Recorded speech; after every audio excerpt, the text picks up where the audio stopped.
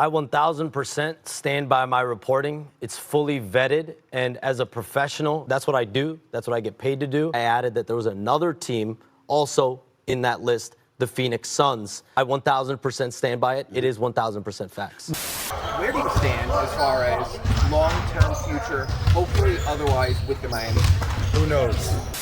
So I really wanted to wait until this story started resembling more of a real situation and not just hopium. And it seems it has. This Jimmy Butler to the Suns situation is real. If you've been watching it unfold closely, you know that Wednesday, Shams came out with this bombshell.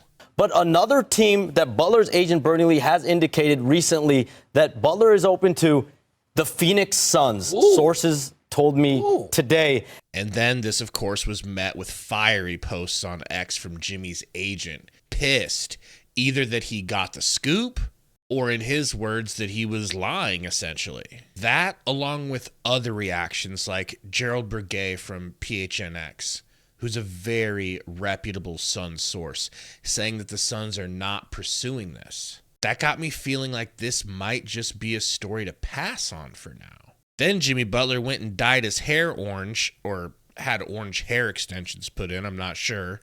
So I ask you in the comments, let us know if you are buying into this as a real possibility. Also, hit the like and make sure you're subscribed for some of the best Suns coverage all season on YouTube. The thing that sent this story into overdrive is that John Gambadoro, another very connected, well-respected insider, that for the record seems to pour cold water on most Suns rumors if his sources are telling him anything different. And he's got a really good track record. On his show Thursday, he had this to say. Shams Charania is not incorrect. Despite what the agent says, despite what the Miami Heat may say, Jimmy Butler is absolutely interested in coming to the Phoenix Suns. I would go as far as to say that I believe this will be his number one choice. Now, key words, number one choice if he gets traded. And at this point, dyeing his hair orange, letting his team know, or letting fans know, yeah, I'm interested in Phoenix in any way, a weird, not subtle, passive-aggressive way. I just don't see how you go back to your team.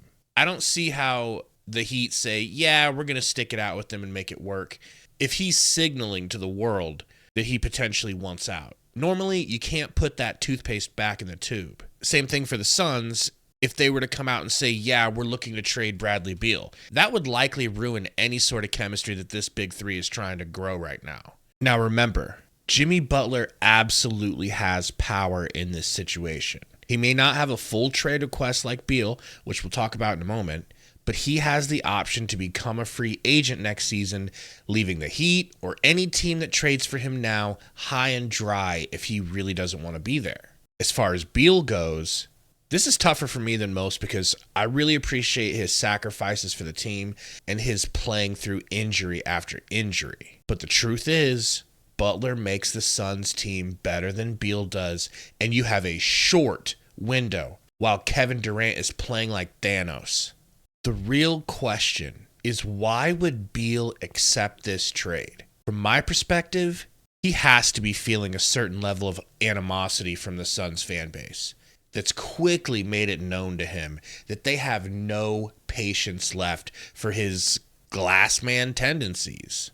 Also, the fact that he's making more money than Book just rubs people the wrong way, and honestly, he's not the same Bradley Beal that he was in Washington, and likely will never be while playing third fiddle to two better scorers.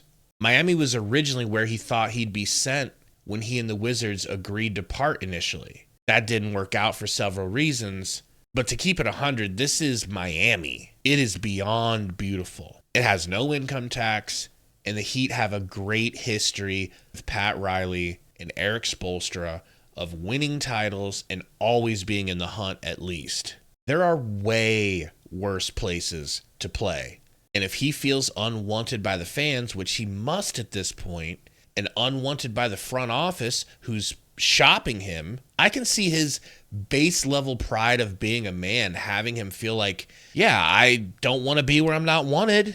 Let me go to Miami. I'll get more shots and likely be more appreciated. As far as how this helps Phoenix win now, Well, for better or worse, the Suns would have an undisputed vocal leader that will push buttons much like Chris Paul did, which the more I think about it, could be exactly what this talented yet unperforming roster has been missing. He's a bigger, better defender and at a position that the Suns need more than another shooting guard.